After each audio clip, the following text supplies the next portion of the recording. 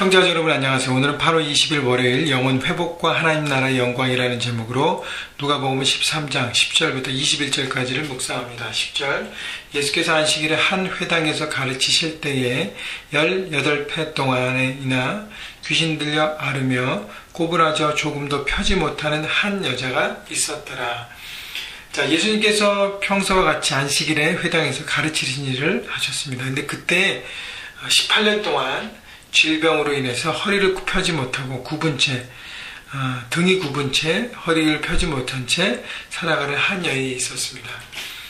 자, 그런데 여기 보면 귀신 들려 앓으며 꼬부라져서 귀신 들며 앓았다는 것을 다른 성경에 보니까 질병의 영이라고 표현했어요. 질병을 일으키는 영. 그래서 이 병은 단순한 병이 아니라 악한 영에 의해서 지배를 받으며 18년 동안 그 지배 아래서 고생당하고 고통당하고 있던 한 여인의 모습을 예수님은 보신 것입니다. 자, 12절 예수께서 보시고 불러 이르시되. 자, 예수님께서 보셨다는 것은 그 여인의 불쌍한 어떤 상황, 안타까운 상황들을 바라보신 것이죠.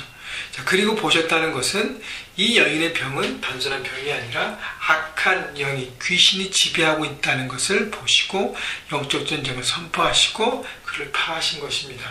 예수께서 보시고 불러 이르시되 여자야 내가 네 병에서 놓였다 하시고, 병이 나았다가 아니라 내 병에서 놓였다는 것은 악한 영을 내가 내 이름으로 물리쳤기 때문에 너는 여기서 노임을 받고 회복되었다고 말씀하십니다. 13절 안수하시니 여자가 곧 펴고 하나님께 영광을 돌린지라. 안수하셨다는 것은 만져주셨다는 것이, 터치하셨다는 것입니다. 자, 예수님은 그 여인의 병만 터치하신 것이 아니고 회복시켜 주신 것이 아니라 그의 영혼도 마음도 회복시켜 주셨습니다. 안수를 받으면서 그 마음 가운데 얼마나 많은 따뜻함이 흘렀을까요? 악한 영이 떠나게 될까? 병을 고치기 전에 병을 붙잡고 있는 그 원인들을 바라본 것이죠. 그래서 예수님은 그 원인 치료를 하신 것입니다. 그래서 악한 영을 물리치신 것입니다. 쫓아버린 것이죠. 그때 예수님께서 안수하시고 그 영혼과 마음도 회복시켜 주셨습니다.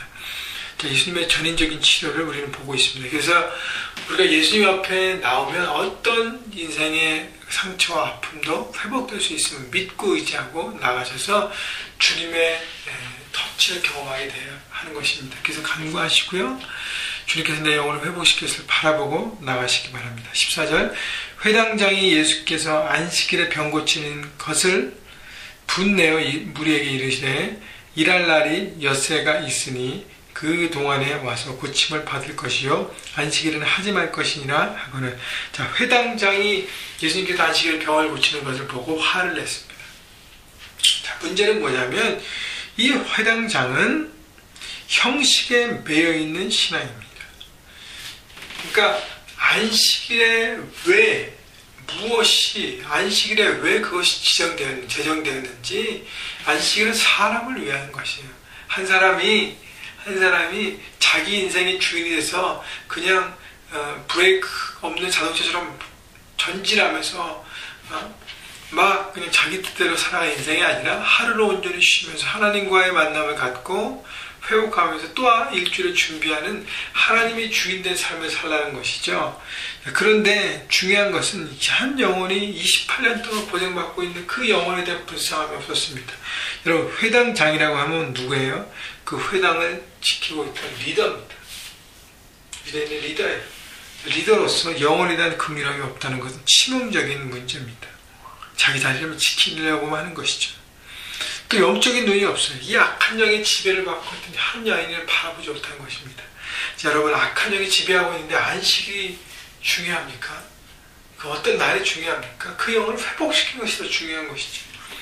마귀를 쫓아버리고 하나님의 나라를 선포하는 게 중요한 것이죠. 그래서 예수님께서 15절 주께서 대답하여 이르시되 외식하는 자들아 너희가 각각 안식일에 자기 소나 나귀를 외양간에서 풀어내고 이끌어가서 물을 먹이지 아니하느냐. 안식일에 기본적인 일을 하면서 가축도 돌보는데 16절 그러면 18회 동안 사탄에게 매임받은 이 아브라함의 딸을 안식일에 매임에서 푸는 것이 합당하지 아니하냐.